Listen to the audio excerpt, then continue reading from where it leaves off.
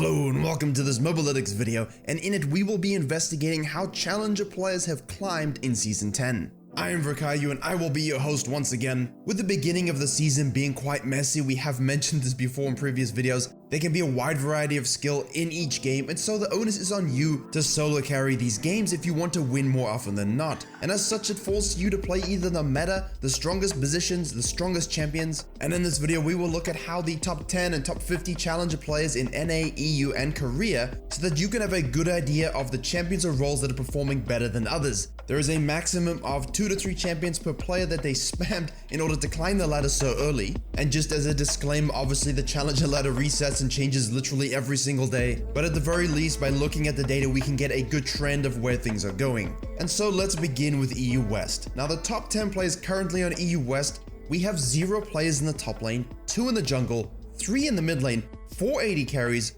and 1 support. Now a lot of you will go down in the comments and immediately start commenting, hey, top lane impact 2020, and that's why we have a lot more numbers and trends for you. Do not misrepresent the data and don't have knee-jerk reactions.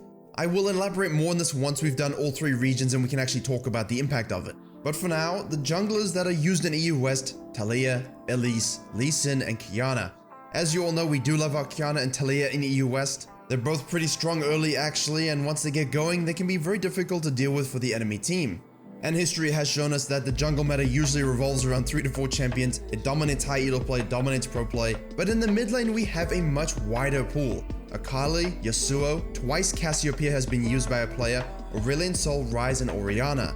And just as a reminder, every time a champion is listed, it is indicating how many times a champion was in the top 3 played by the player in this top challenger 50 list. And that means Cassiopeia was used in the top 3 2 times. She is actually a little bit underrated in terms of tier list, but her inherent power is still very strong. Please see our other videos, we talk about her quite a bit.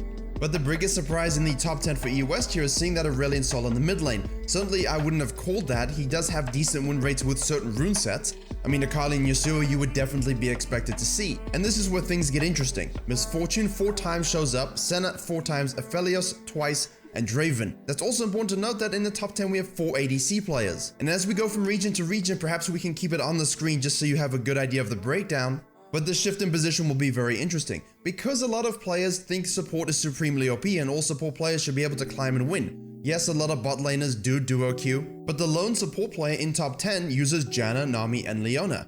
The Janna is a bit of a surprise, but at the same time with Misfortune being so strong, that Janna shield plus the ultimate to keep people off of her given Misfortune has no dashes, and that you're seeing a lot of Misfortune in the top 10, you can see the synergy between those picks. Okay, but that's a very small sample size. Let's expand it and go to the top 50 on EU West. Finally, the top laners show up 7 times, junglers 16, mid 11, and ADC and support each have an 8 piece. So now again, don't knee-jerk reactions, we need to go through all the regions before you see the distributions and start remarking on how top lane sucks and junglers OP, because that really isn't the case. But from a top laner perspective, seeing as we didn't mention them, Aurelia, Camille, Aatrox, Lucian, all twice. That's right, Lucian. Set, Heimerdinger, Yorick, Pantheon, Shen, Sion, Gragas, Jace. That is a lot of champions to be played in the top 3 of each of these 7 players. There's a lot of diversity in what can find success. As you can see from the jungle pool, it really does increase. However, we have a dominant Lee Sin 11 times, Elise 7, Qiyana 5, and then we have Karthus show up 4 times and Olaf 3.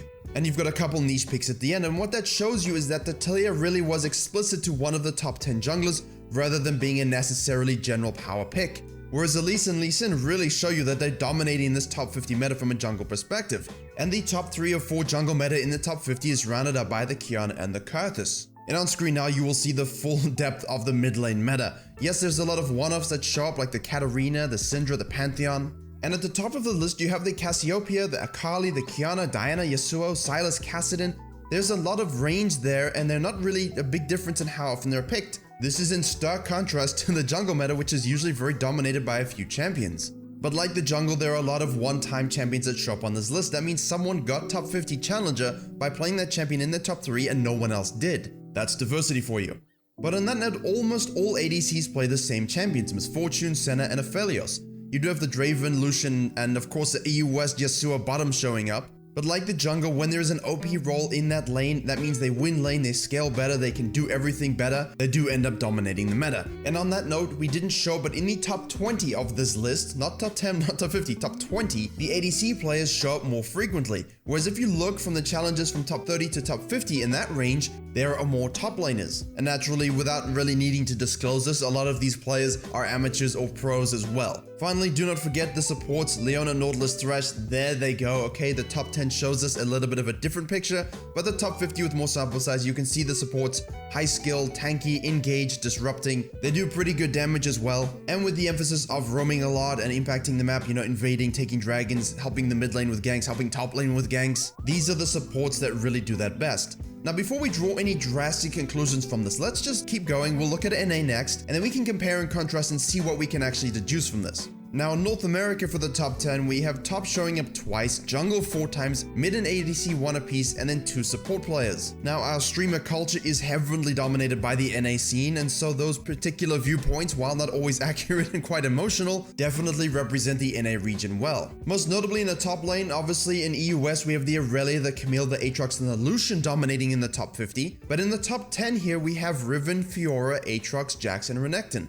The big commonality there being the Aatrox, nothing else at all is the same. The same can be said for the jungle here. We have Lee Sin, Rex, and Elise with 2 apiece. I think a lot of people who watch NA streamers or watch NA play would actually have guessed that had we asked you to do so. And the Kiana is there like with EU West, but the Shaco is actually kind of interesting. But I think we all know who that is. There's not a lot we can say when there's only one player with mid and ADC, but as you can see on screen, those are the champions they use. Support's quite interesting because there's 2 of them, and the Thresh, Nautilus, Leona, Bird, Pyke, and Zilean all come through. No Nami and no Janna. Let's expand to the top 50. Top lane shows up 10 times, jungle 13, mid lane 12, ADC 7, and support 8. Wow, that's a drastic shift from the top 10 and quite different from EU West. EU West has 16 junglers followed by 11 mids. Here we have 3 top jungle and mid much closer together. So not only does it change from region to region, just going from top 10 to top 50 paints a completely different picture. Now, before we get into all the champions that are used in the NA top 50, it's important to note that there are way more one-tricks on the server than EU West and Korea.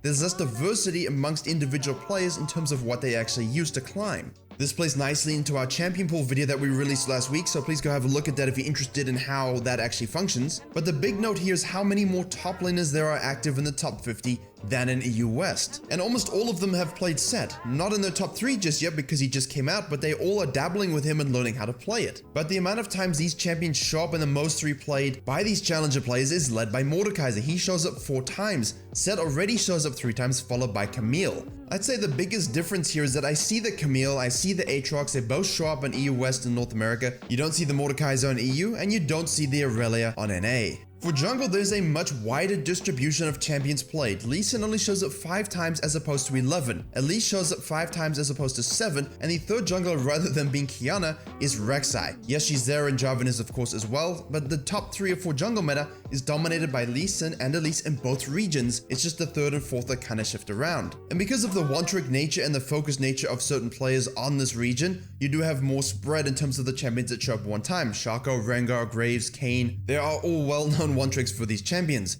The commonality here is that mid lane shows up 12 times in the top 50 and 11 for EU, and the champion pools are almost equally as large. However, as you can see from the top 3, Diana 5 times, Akali twice, and Pyke twice. Yes, the G2 effect is still strong, except it's an NA. Really showing us the shove and roam playstyle has a strong impact in this region. And remember I said Aurelia doesn't show up in the top lane here in NA? Well look, there she is in the mid lane. Of course it's only 1 time, so 1 player has used her, but that does not mean her presence is ignored, it just is in a different solo lane. Also, I'm sure you see that Rumble Mid shows up not once, but twice in the top 3 played, and that's very interesting because it has been a little bit of a niche pick for quite a long time, and given the strong impact on a level 6 power spike, that equalizer, catching a team around the dragon, can absolutely change the face of a game. Now for ADCs, we don't see MF and Senna show up as much, but they definitely are the top 2 as well. Aphelios rounds at the top 3. Exactly the same top 3 as EU, but there are less ADCs in the top 30 of this leaderboard, whereas the other 4 roles are actually much more even. And what's interesting here is in terms of support, we do not see Senna in support in EU West show up at all, but she shows up as the most played and most occurring support in the top 50 on North America. Leona and Thresh and Nautilus follow closely, but that just shows you that when they pick Senna in Champion Select, it's just going bottom lane. It doesn't matter, they value the pick very, very highly in this region. and she can go ADC and very easily flex to support. Now obviously there are more top laners here in the top 50 than on EU, there are less junglers, and once we've done Korea I will give you a nice conclusion about jungle impact and how it pertains to laners and relative laner strength. And there's a reason we left Korea for last. Look at this top 10. Top lane shows up 3 times, jungle twice, mid lane twice, ADC twice, and support once. The champions used show similar diversity, but Poppy, Akali, Gangplank, Camille, and Pantheon dominate the top lane. That's radically different to the top lane champions from North America. EUS of course has no top laners in the top 10. Jungle has Elise showing up twice, Rek'Sai, Nidalee 2 times as well, and Echo, the big solo queue demon god who we all say is top tier, yet we never see played by the top 50, actually shows up in Korea from the jungle position. And not to sit around in the top lane only, Pantheon is used twice in the mid lane as well. And then you have the Talon and the Qiyana as well as the Lucian. So the Lucian's the only thing here you can say, well, that's an interesting pick. The rest of them are very much shove, roam, assassins, or have global ultimates. Map impact. Much like EU, we have the Misfortune, the Senna, and their failures showing up, and as the news is spreading, we all know that there's a Taliyah one-trick playing her in the bottom lane at the moment in the season in Korea, so that's a bit of a distortion rather than a general trend, but hey, maybe you tried, maybe it works out as well. And it's Korea, so it wouldn't be a top support player if he didn't play Thresh. But they also throw down with the Bard, who we value here is actually quite a decent pick from the support position. But here's the big realization. Expand to the top 50, please. Top lane 11, jungle 11, mid lane 11, ADC 10, support 7. Support in all regions actually has some of the least impact in the top 50. So despite everyone complaining about it being too strong, that's because the more skillful players become, the more difficult it can be to beat them and to carry them when you have very little resources. Now you're going to see the full list of champions in each of these roles show up on your screen, and I'm not going to list all of them because that would be a whole separate video because there's just so many. The Koreans' ability to play such a huge amount of champions in every single position is absolutely astounding. Top lane we have Akali show up 4 times, she doesn't show up at all in EU West and North America. Poppy shows up twice, Camille twice, and Pantheon twice. The champions that transcend all 3 regions here are the ones that are very important because those are the ones that can probably work best for most players, and you're seeing that's the Camille. And while the jungle meta in Korea, wow, we have Lee Sin 7 times, Elise 5, and Rek'Sai 5. Who would have thought that Elise and Lee Sin would be in the top 2? I didn't, that was such a surprise for me. No, it's just when either of these 2 champions are quite strong and have little buffs here and there and the meta goes towards early game, Elise and Lee Sin end up dominating. The interesting thing is the Rek'Sai that's very similar to NA, but Rek'Sai isn't really played in EU. And the 4th pick to round at the top 4 is the Nidalee. Nidalee is a very high skill, very aggressive, you need to know how to jungle champion. That's not to say that NA and EU don't have good junglers, it's just very interesting that she only really has a dominating success in Korea. Now I would have thought Sylas would have showed up in Korea, but Sylas showed up in the jungle in EU, and I made a video about it on my channel, but in Korea it doesn't show up and it's actually the Zac making an appearance. Mid lane again has a lot of diversity, but interestingly the mid lane meta in Korea has less champions played than in NA and in EU, despite the fact there are a similar amount of mid laners, 11 and 12, showing up in the top 50. Notably, Pantheon shows up 4 times in the most played, Qiyana 3 times, Akali 3 times, Talon twice. The Rumble does show up as well, the Renekton shows up as well, but there isn't as many champions spread out showing up one time, which could mean less one-tricks and basically a higher skill cap. And again, Misfortune, Aphelios, and Senna, these are the highest 3 played ADCs, the same in every single region. So that basically means if you're playing ADC and you'd like to win and carry, perhaps you should play Misfortune, Aphelios, or Senna. And from the support position, Thresh 4 times, Bud twice, and Leona twice. Interestingly, Tom Kent shows up here, but despite his numerous nerfs and guts, wait, don't you love accidental puns? But ultimately, the big differences we can draw here in Korea is that Elise and Nidalee from the jungle, so OP, very high win rates, and when you see the Talon, the Qiyana, and the Pantheon in the mid lane, it makes sense, you need AP from the jungle position. And so those 2 champions that can apply insane early pressure, help gank the mid lanes and roam with them, would have to be of a different damage nature, they are, and be able to execute it properly, and they do. As I said, the Rumble and Pantheon mid are played, but it's almost always in the top as well, they both flex into solo lanes no matter what. Lucian is of course played everywhere, everyone loves a good high skill cap champion, and when Korea finds one, they tend to take him wherever they can. But the notable thing is they just have less junglers and a better distribution of the roles than NA and EU West. So let's break it down very quickly.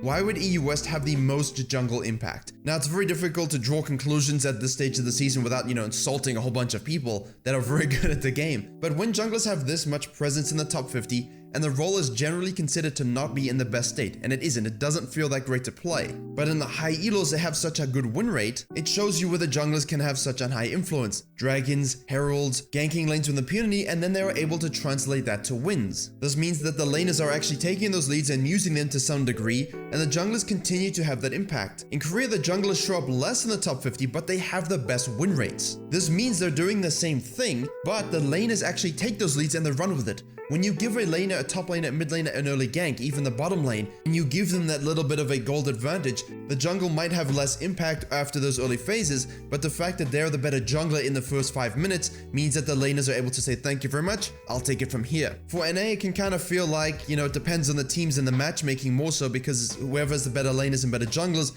will be able to have a combination of these things, but it does show you that in the high elos, jungle impact is still the best, and that's because laners know how to take leads in general and actually translate that. The junglers know how to abuse bad laning and bad vision control to punish them and run away with wins. The supports are the interesting thing for me because of the impact that they have in terms of roaming. It isn't really translating to having more supports in the top 50 than you would otherwise think. Alright, there you have it. It was a bit more open nature, open-ended discussion. Let us know what you think about these numbers and the champions. There is definitely a clear-cut meta for the jungle and the ADC position across all 3 regions. The top, mid, and support kind of shift around a little bit, but depending where you play, hopefully you can see a trend here, maybe pick up a champion or a role you think is the best based on this video. Please do like, share, and comment if you enjoyed and learned something. Don't forget to subscribe to the Mobalytics YouTube channel for more videos coming very soon. I have been your host, Virakayu, and as always, I will see you all in the next video.